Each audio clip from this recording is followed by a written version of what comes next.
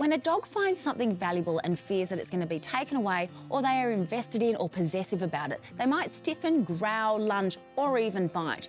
This is often found with food or toys, but also items of clothing, certain chairs or places on the couch, and yes, people. This is known as resource guarding, and in the wild, it's a really valuable survival instinct when resources are limited. But it's not so great when our closest canine companions do it, and any dog can be prone to it. When Vindy first came to us, holes he had dug was something he felt compelled to protect. Why? Who knows? We can't always understand what a dog considers valuable, so we should always be mindful of our dog's body language and those early warning signs that they're feeling anxious or attempting to guard an item. These include things like stiffening of the body over an item, a hard stare, whale eye, that's when dogs show the whites of their eyes, lifting of the lips, low growling, and of course, baring of the teeth. So, how can you prevent or stop resource guarding? Starting the training when they are a puppy, of course, is always best. You use positive reinforcement when something is being taken away from them. So the way we do that, this can include using something of higher value, like a really tasty treat, to show them that even better things come when their toy or a bowl of food is taken away.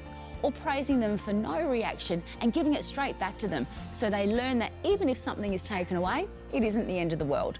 If your dog suddenly becomes possessive over food, toys, or their bed, or they become aggressive over them as they reach adulthood, do get them checked over by a vet just to make sure there is no underlying medical issue. The introduction of a new pet, of course, can also trigger resource guarding, as can children getting in their space. So management of the environment and the situations is really important. Feed dogs separately, teach them place or crate training where they can go and play with their toys or eat their treat in peace, keeping other pets and children away. Don't set them up to fail. Yelling at your dog, exerting dominance, or trying to force them to give up something they consider valuable can make the problem much worse and could even end up with you being bitten.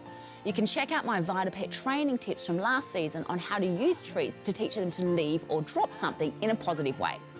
And when it comes to resource guarding of you or other people, make sure you or others aren't reinforcing that behaviour by laughing, patting, or giving them extra attention, or even goading them further.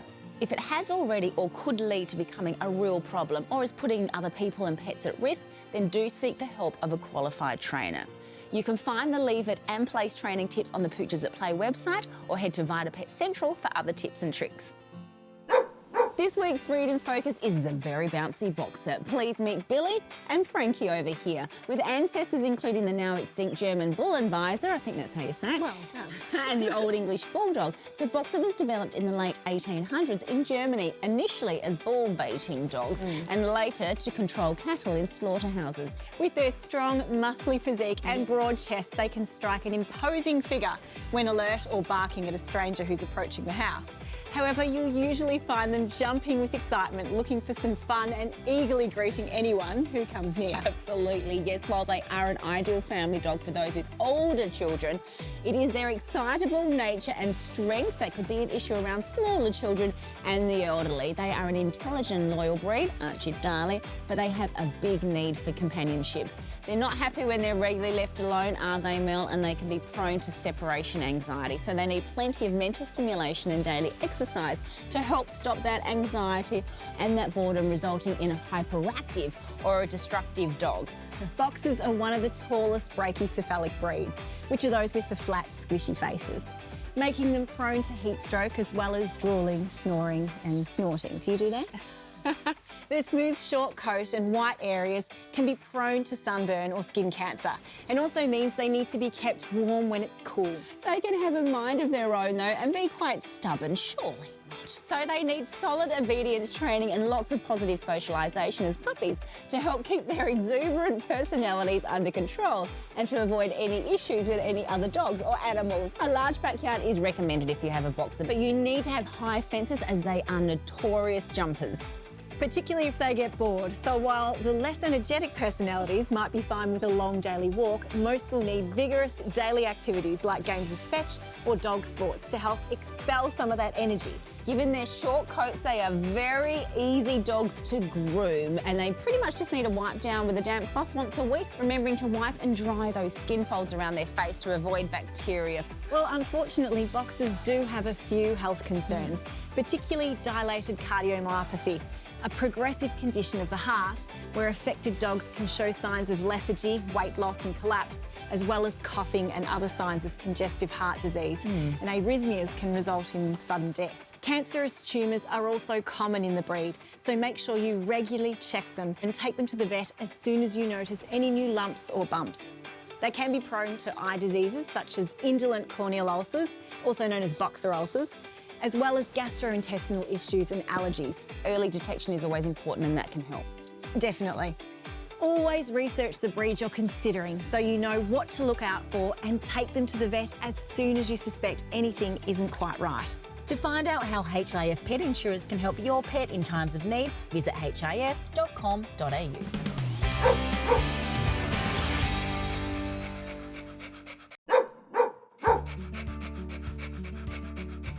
During COVID, a lot of people adopted pets. In fact, I think it was around 1 million new pets in Australia.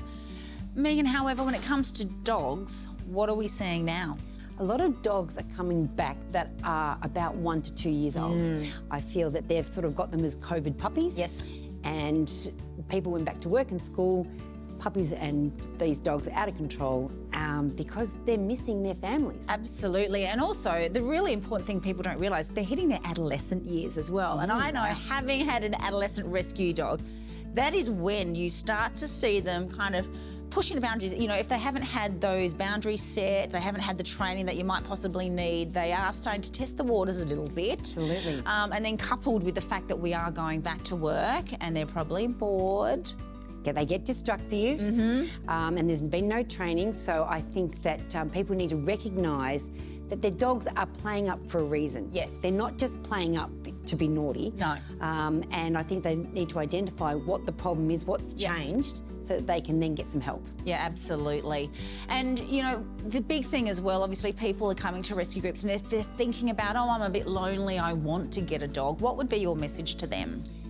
Do you have the time? Because that's the most critical thing. If you've got time to put into an animal, because if you put that time into an animal, you get the rewards back 10 times over. Absolutely. So identify what the problems are, make sure there's lots of enrichment, Yes. make sure you've got the time to walk the dogs before work or after work, take them to the park, socialise the dogs, all those sorts of things. Yep. And then you're going to get a really good pet.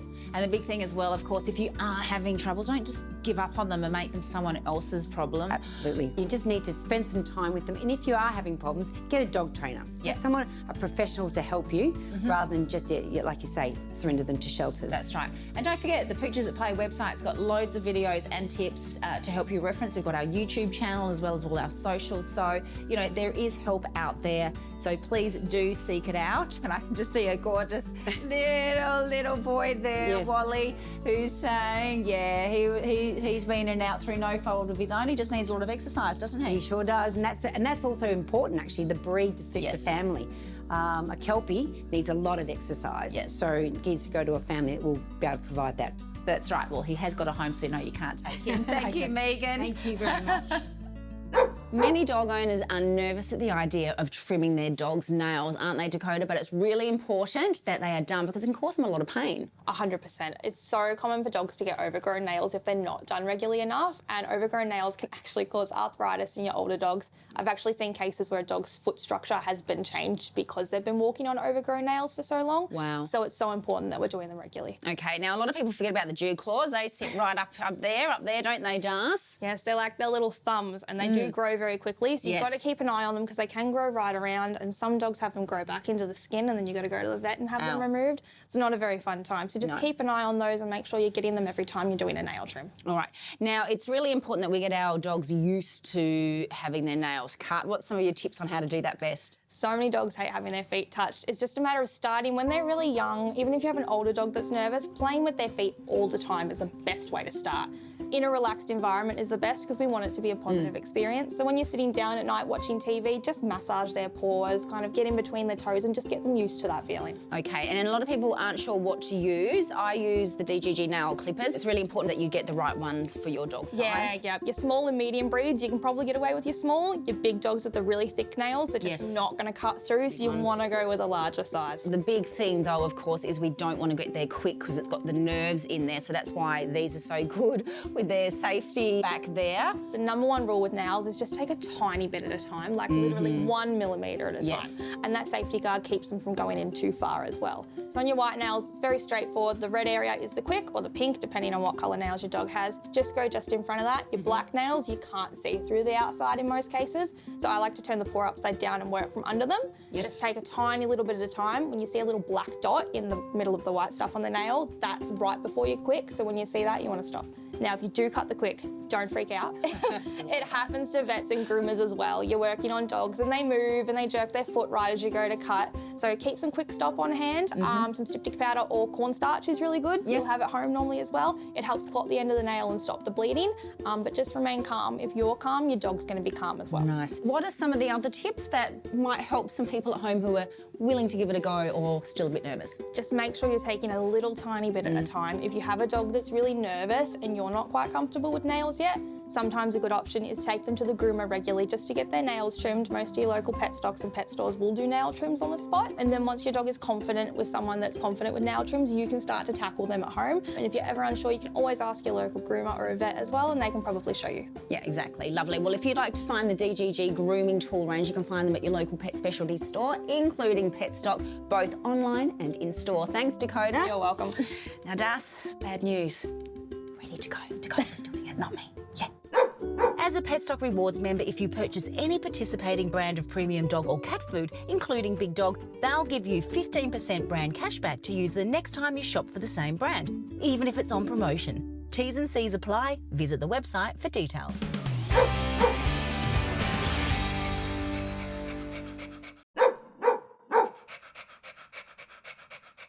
Petstock's charity, formerly known as Petstock Assist, has a new name and focus. Now known as the Petspiration Foundation, I'm here to chat with Shane Young, Chairman of the Board and CEO of the Petspiration Group, which includes Petstock. Shane, what's brought on the changes to the foundation? Well, Lara, the foundation's all about empowering pets and people, and we've just undergone a big change from introducing the Petspiration Group, hence now the Petspiration Foundation. Yes. And it starts with our people. It's always been about pet stock, and along the journey then we've acquired wonderful businesses with wonderful people.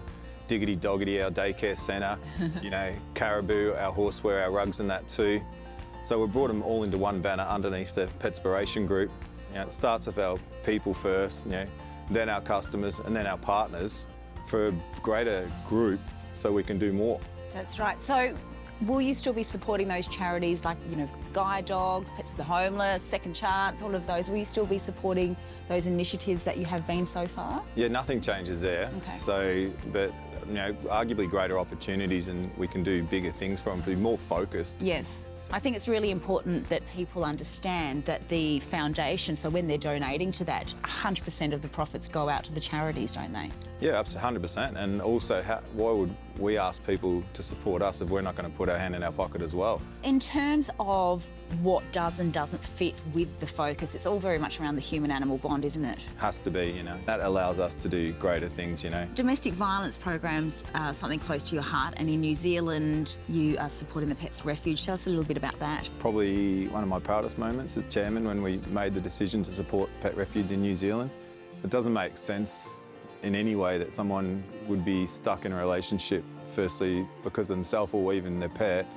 And we've been able to do wonderful things. We did their initial campaign and they crowdfunded over the weekend. I think they raised $400,000 in the first weekend. It's incredible. And so if people at home want to be able to support the work of the foundation, which then trickles through to all those wonderful charities, how can they get involved? At home and online, they can round up or donate while transacting. They can buy our wonderful Petspiration products, which 100% go to the foundation and end up in wonderful hands. So, that's right. We've got toys, we've got licky mats there, lots of balls, which I know Darcy loves, so look for those products in particular.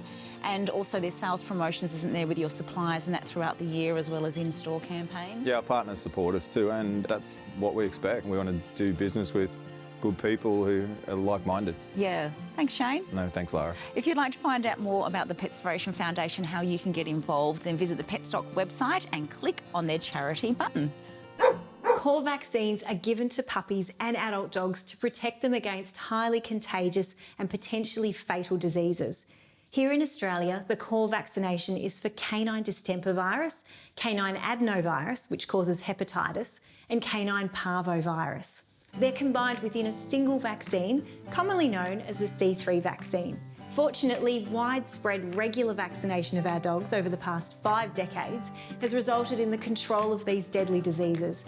But outbreaks do still occur. That's why it's so important to ensure your puppy receives their first core vaccine between the ages of 6 to 8 weeks of age and avoids public areas where other dogs may have been, such as dog parks, until they've had at least their second and, in some cases, their third puppy vaccination at 16 weeks of age.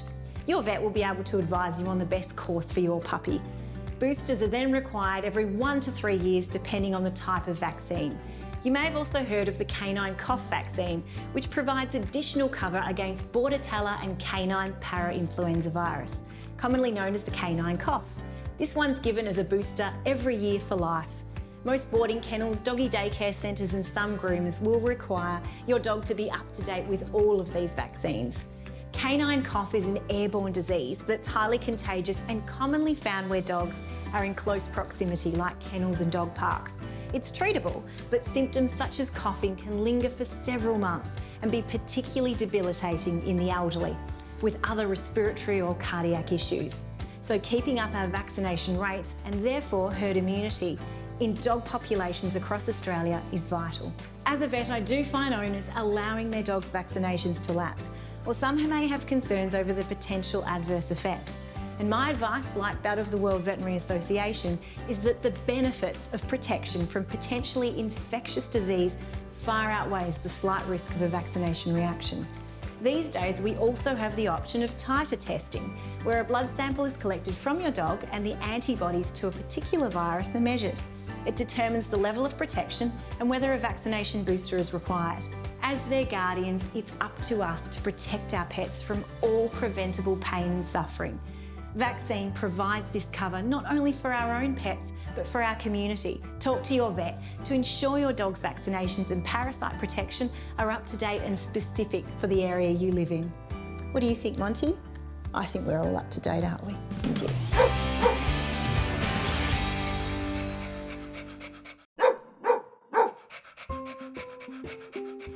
While many dogs are living longer, like people, many are dying prematurely from chronic disease. So what is the secret to ensuring our canine companions live as long and as healthy as possible?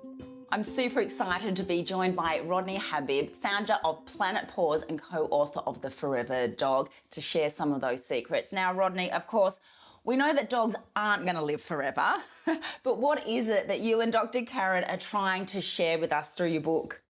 Well, you know, it's such a great question. It's a tragedy that they can't be with us forever. But ultimately, we really wanted to highlight longevity, how to increase longevity, because we know that living well is health span and living longer is lifespan, and you need an equal balance of both. And today, with the way that the world is working, we know that we live in a more toxic world than we ever have, and we're watching disease rates escalate like we can. We wanted to break it down for pet parents, things that they might not be aware of, so they don't really have to live in the regret. That's right. And, you know, our pet's health really is reflecting our own. What is it that we're seeing? Well, we're seeing an exact mirror. It's like we're looking in the mirror today. I mean, they live with us. They live within our environment. In fact, scientists today are actually analyzing dogs and cats to see the toxicity in human homes because they spend more time at home than we do, right? We're out and about, and our dogs and our cats live in that environment day in and day out. We're watching obesity rates go up, mirroring human obesity, 50% or more. Cancer rates. We know the cancer rate today in people, 1 in 2 men, 1 in 3 women, more than 1 in 2 dogs, according to veterinarians today. We're seeing diseases like dysbiosis, something that we've never talked about before, like leaky gut. How many people and pets are constantly on these chronic rounds of antibiotics and the damage that's being done to the microbiome? They mirror today all of our diseases. So what are the barriers for a long and healthy life for our dogs? Yeah, look, there's 4 big factors, Lara, and we had to break it down into the book in what we call the DOGS strategy. Diet, we know, is hugely important. According to the Broad Institute, 40% of diet really pertains to longevity, but it doesn't just fall on diet. Optimal movement, exercise. How important is exercise? Some of these long-lived dogs that we've spoken to, these dogs that were like 27, these dogs that even reached to be 30, were getting a ton of exercise. genetics. We know genetics plays a huge role when it comes to longevity. But last but not least, and the most important, the one that really got me was stress. And I'm not talking just about daily stress, like your day-to-day emotional stress, that plays a huge role. But then there's also physical stress. There's environmental stressors, which is really important, something that people don't take into consideration. What is the environment that I'm putting around my pet? That's right, all those chemicals and everything as well that people use and don't think about. So I've said here, what are your 3 top tips? You probably covered the 4 points there. Can you sum them up in 3? You know, the 3 big ones, of course, that come to mind, and this is basically how we even open up the book. First and foremost, eat less. One of the greatest studies of all time, which showed that when you fed dogs less, this was a golden retriever study that was done, they lived on average a year to a year and a half longer over a lifetime study, 25% longer when fed a little less. The second big one, eat fresher. I mean, that's a no-brainer, right? We know that in human nutrition sciences, you're always told, eat more fresh, eat less ultra-processed food. Unfortunately, in the pet space, animal nutrition scientists, it's a little bit upside down, right? And then last but not least, move more and more often. Oh, thank you. Thanks so much, Rodney. Thanks so much for having me, and here's to your Forever Dogs. Yes, thank you. To find out more about the Forever Dog book, visit foreverdog.com. And to learn about the benefits of feeding your dog a fresh, raw food diet, visit bigdogpetfoods.com. Would you like to win a Pawsome prize pack worth over $2,000? One lucky person will win a year's supply of VitaPet treats, Big Dog Pet Foods, NextGuard Spectra monthly chews, a $250 pet stock gift voucher, DGG grooming and apparel, and a year's subscription to Dog TV. Plus, there's 6 consolation prizes featuring my latest book, World of Dogs, with a VitaPet treat bundle. To enter, sign up to our e-news and tell us the name of one of the charities featured this series. All entries will receive a free ebook on how to create a happy, healthy dog, so visit poochesatplay.com. That brings us to the end of this week's episode, but there's plenty more information and entertainment on the Pooches at Play website and social media platforms. Thanks for joining us. We'll see you next time.